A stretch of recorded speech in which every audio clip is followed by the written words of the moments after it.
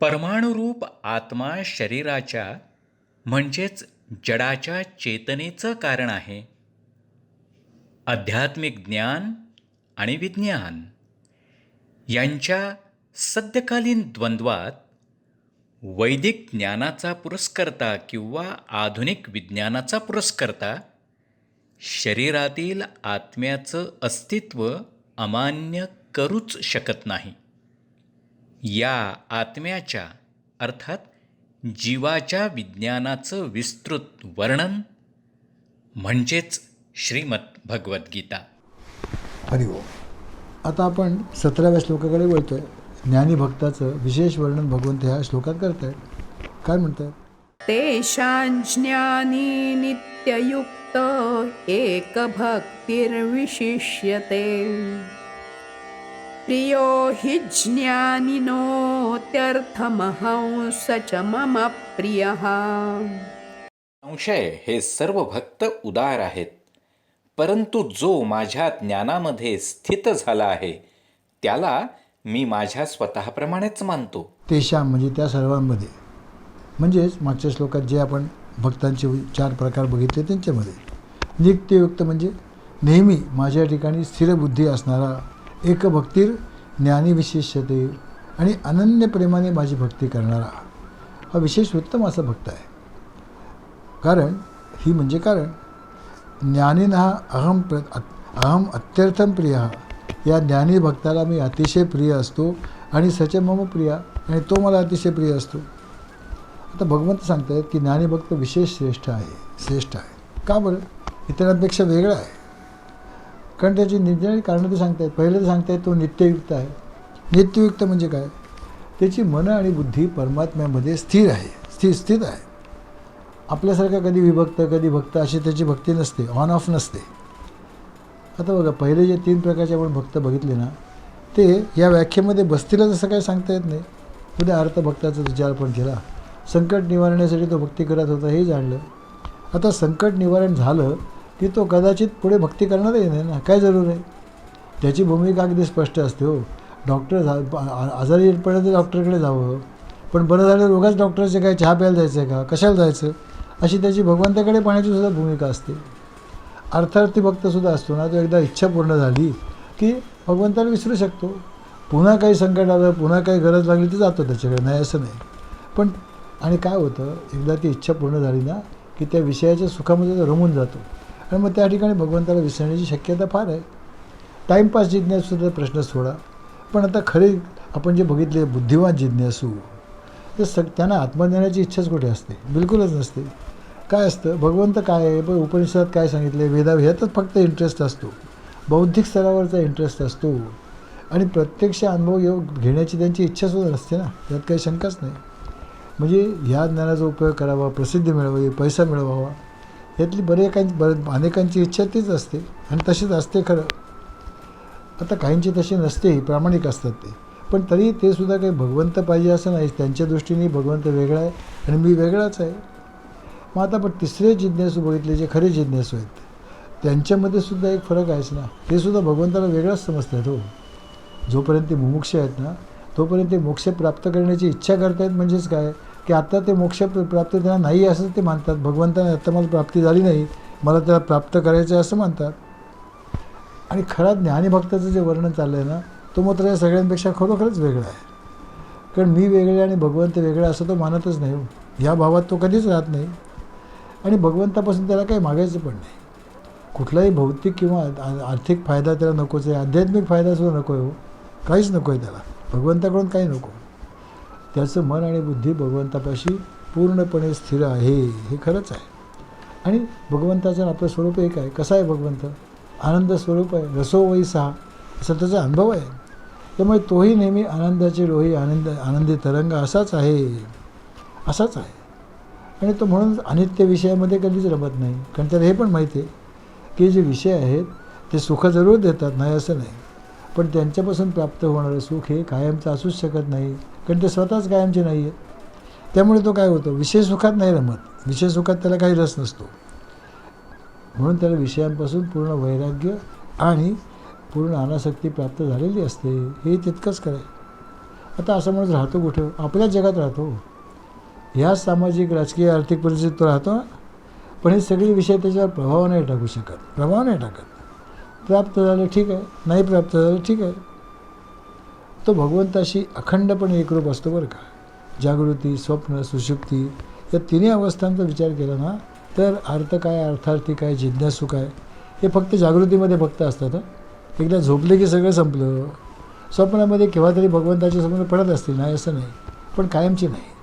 आणि सुषुप्तीमध्ये तो प्रश्नच नाही, गाढच झोपलेले असतात अगदी, कोणीच नसतो. तो जिज्ञासू नाही, मुमुक्षू नाही, अर्थ नाही, काहीच नाही.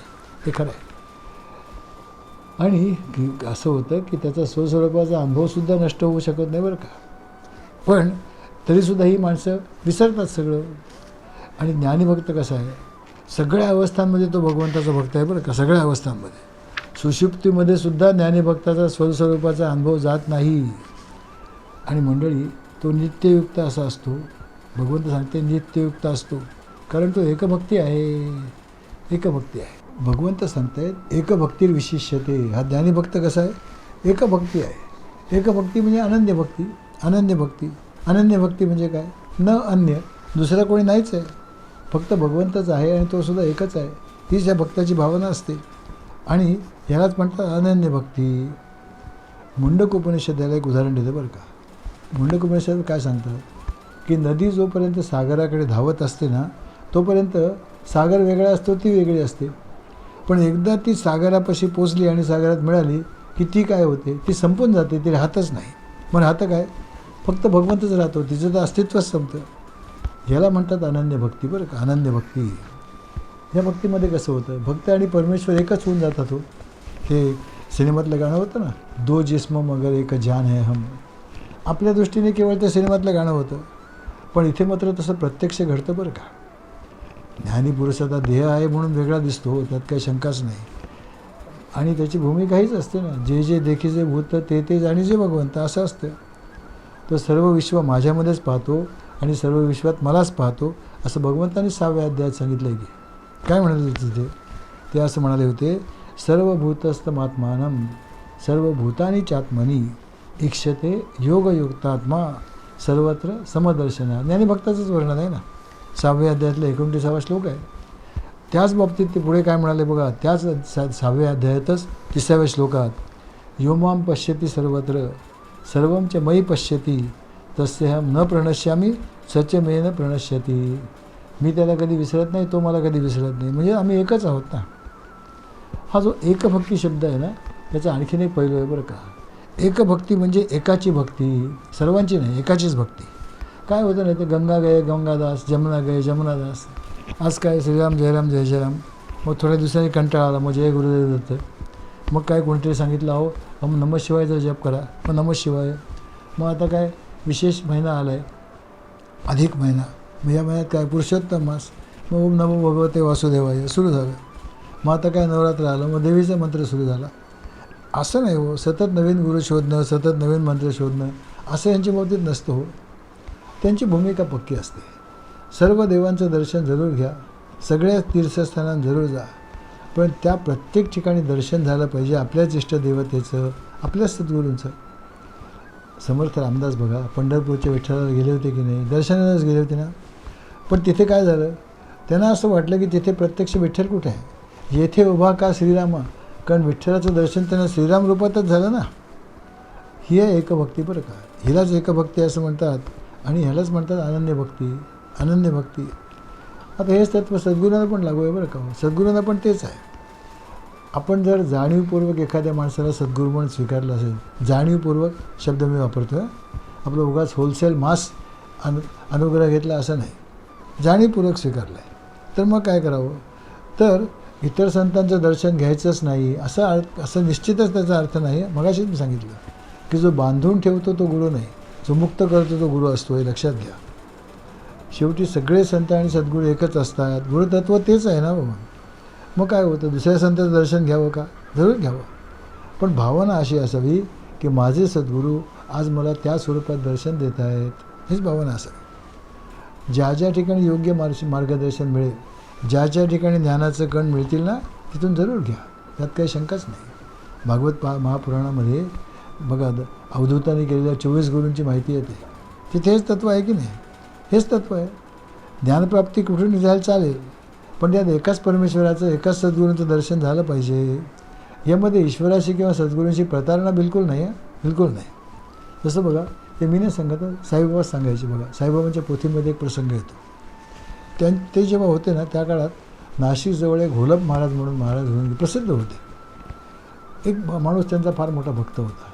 आता त्या काळात तुम्हाला माहिती आहे, शिर्डीला जाणं फार कठीण होतं, कारण मनमाडपासून जेमतेम पुढे कुठेतरी कोपरगावपर्यंत एक ट्रेन होती, तिथून पुढे बैलगाडीने किंवा कसं तरी जायचं, पण कठीणच प्रकार होता. पण एकदा त्या गावातली काही मंडळी शिर्डीला साईबाबांच्या दर्शनाला जायला निघाली. आता ह्या माणसाला त्यांनी फार आग्रह केला, तुम्हाला हे बघा, मी घोलप महाराजांचा भक्त आहे, मी दुसऱ्या कुणापुढेही झुकत नाही, कुणाला नमस्कार करत नाही, त्यामुळे मी काय करू साईबाबांकडे येऊन? मी काही त्यांना झुकणार नाही, त्यांच्यापुढे त्यांना नमस्कार करणार नाही, काही नाही. त्यामुळे साईबाबांचा असं कुठे आग्रह आहे की तुझा नमस्कार केला पाहिजेस, काहीच हरकत नाही, पण आमच्याबरोबर चल ना. शेवटी हो ना करता करता तयार झाला आणि लोकांनी याची अट मान्य केली. पण झाला काय प्रकार, शिर्डीला पोचले आणि त्या द्वारकामाईपाशी गेल्याबरोबर साईबाबा बसलेले दिसले.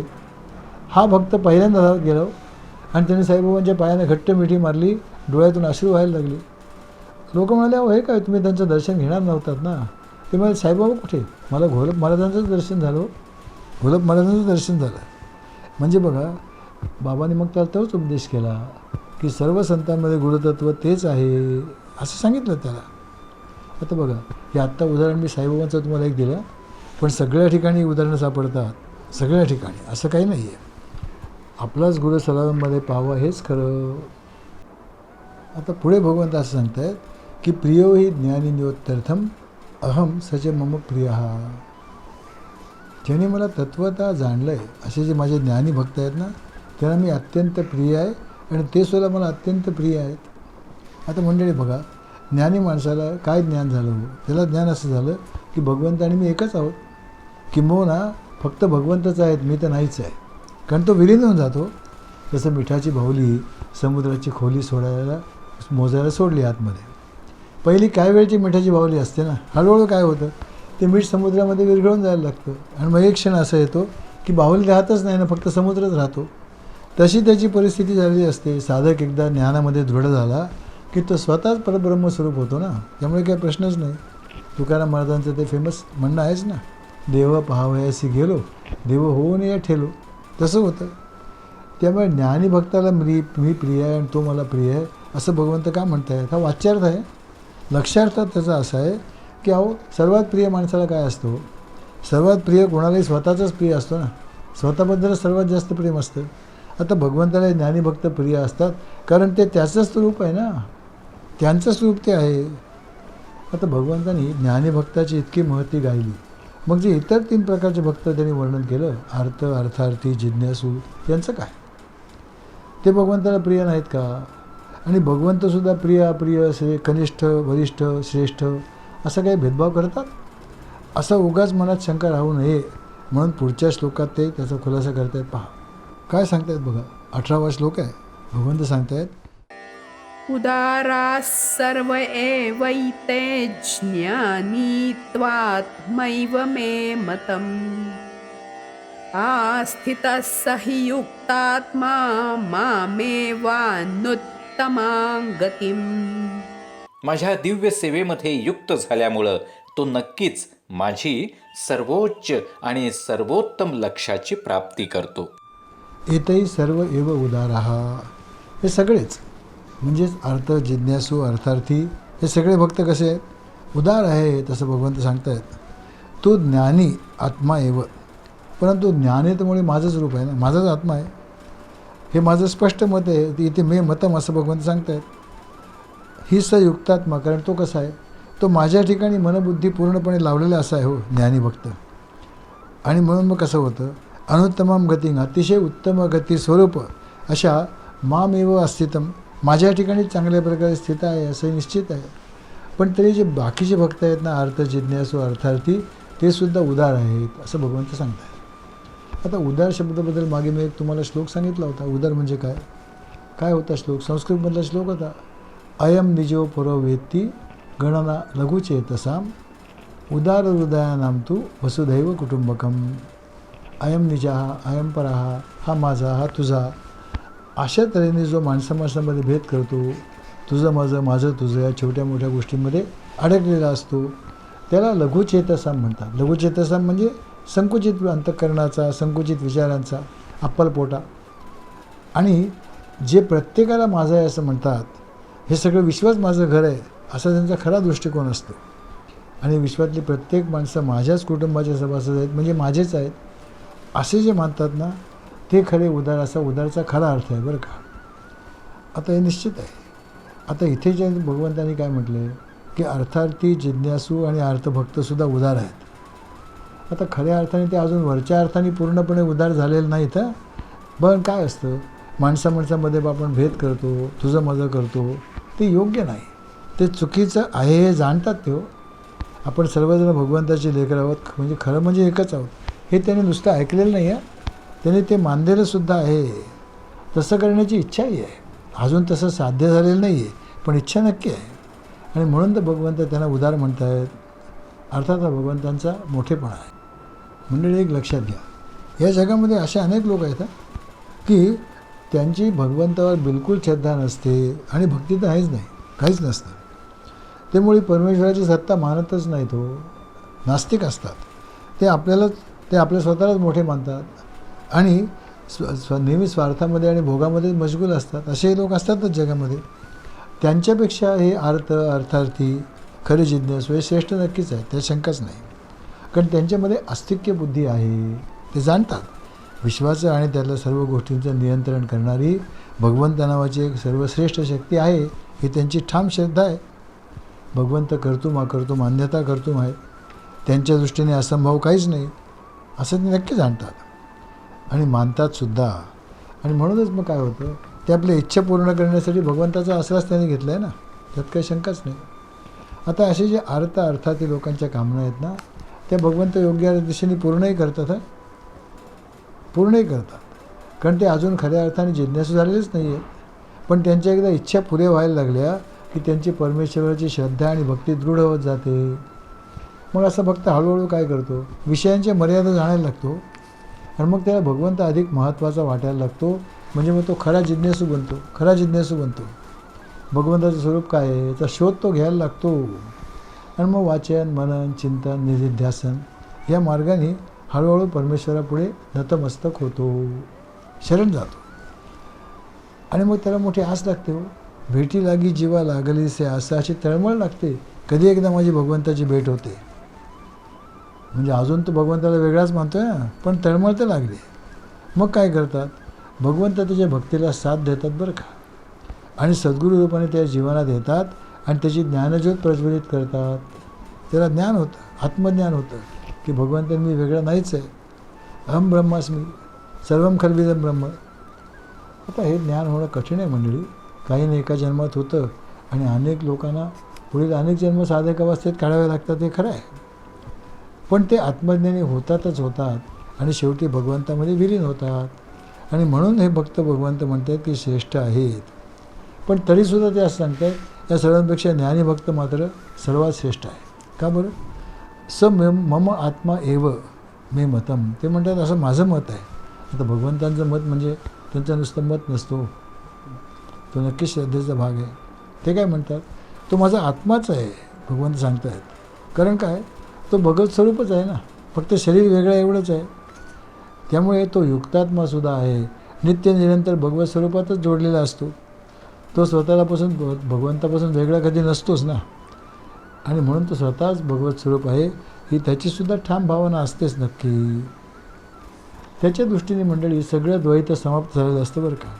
तो निर्भय असतो, त्याला भय पण कशाचं वाटत नाही.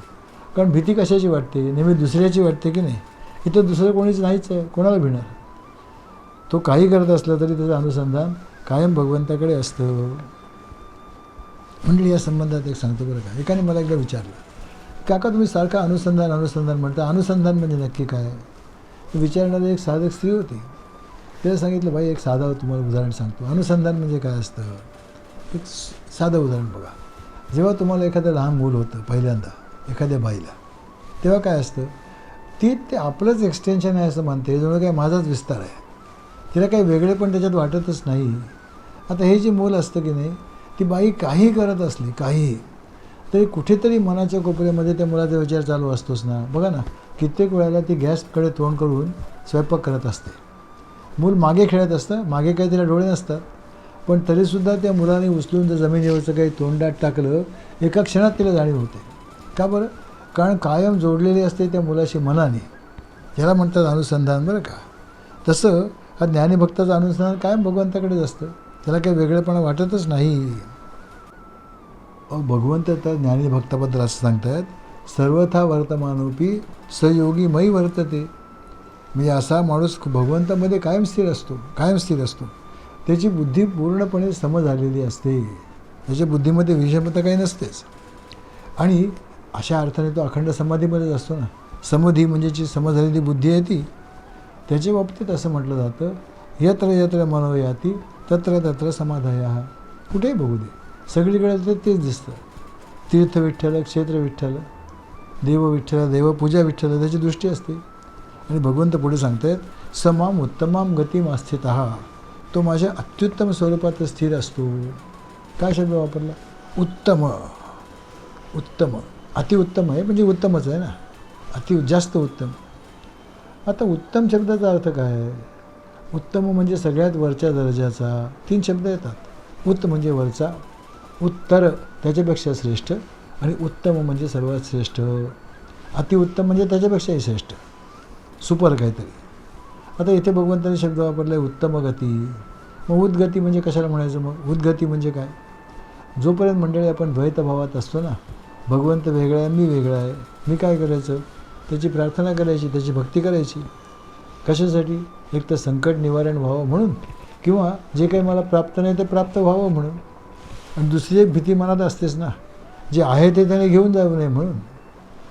म्हणजेच ते काय होतं, ही सगळी जे करायचं आहे ना, भगवान साखळं घालायचं, ही भूमिका असते. याच्यामध्ये धर्ममार्ग आणि योगमार्ग येतो. याला उत्गती असं म्हणतात. म्हणजे मी आत्ता सांगितलं की जो तर घेऊन जाईल अशी भीती मनामध्ये असते. असते का? असते ना, खरोखरच असते. कारण काय मंडळी, आपल्याला 2 हात, आणि आपण त्याचं जे वर्णन ऐकतो भगवंताचं ना, त्याला हजारो हात येतो. बघा ना, आपण एक श्लोक म्हणतो सुद्धा, अनंत हस्ते कमलावराने घेता किती घेशील 2 कराने. जेव्हा त्याच्या अनंत हस्ताने तो द्यायला लागतो, तेव्हा आपण 2 हाताने किती घेणार? छप्पड फाडके देत आहे ना. पण मंडळी, ह्याच्या दुसऱ्या 2 ओळी आहेत बरं का, त्या कवीने लिहिलेल्या नाही आहेत, अध्यारूत आहेत. पण त्या ओळी काय आहेत माहिती आहे तुम्हाला? त्या अशा आहेत, नेईल जेव्हा तिथो क्या कराने, किती राखशील तू 2 कराने. जेव्हा तो खरोखर हजारो हाताने न्यायला लागेल, आपण 2 हाताने किती राखणार? अशी भीती असतेच नाही. आणि हे सगळे कशामध्ये येतात माहिती आहे? उद्गतीमध्ये येतात. आता काही मंडळी उत्तम गती असते, उत्तर गती असते. उत्तर गती म्हणजे कुठली? असतात द्वैताच्या क्षेत्रामध्ये, अजूनही ते भगवंत वेगळा मी वेगळा असंच मानतात. आणि मग भगवंतांना संपूर्ण शरण जातात. म्हणजे थोडक्यात म्हणजे खरे जिज्ञासू. आता शरणागती पत्करतात भगवंतापुढे. शरणागती कुठे येते? भक्तीच्या क्षेत्रामध्ये येते ना, भक्तिमार्गात येते. ही आहे उत्तम गती बरं का. म्हणजे आता उत्मध्ये अर्थाने अर्थार्थी भक्त आले, उत्तरामध्ये जिज्ञासू भक्त आले. म्हणजे एक झाला योगमार्ग, आणि एक झाला योगमार्ग, तो त्याच्यात आला, आणि धर्ममार्ग झाला, आणि दुसरा झाला आपण बघितला तो भक्तिमार्ग झाला. पण आता ज्ञानी भक्त या सगळ्यांपेक्षा वेगळेच आहेत बरं का. ते कसे आहेत? त्याची उत्तम गती आहे, कारण त्यांनी प्रत्यक्ष अद्वैताची अनुभूती घेतलेली आहे. त्यात काही प्रश्नच नाही. तो आणि भगवंत वेगळे नाहीच आहेत, सर्वश्रेष्ठ गती आहे ही. आणि तोच म्हणून म्हणतं भगवंत म्हणते उत्तम गती आहे. तर मंडळी, हे सगळं वर्णन वाचलं की असं वाटतं की उत्तम गती किती छान आहे. अशी मिळवायला काय हरकत आहे? आपल्याला काहीच हरकत नाही, जरूर मिळवावी. आपल्याला का मिळू शकत नाही अजून ती? केव्हा मिळेल बरं असं वाटतं. त्याचं उत्तर भगवंत पुढच्या श्लोकात देणार आहे बरं का. तो त्यावेळेला आपण बघूच या. हरिओम.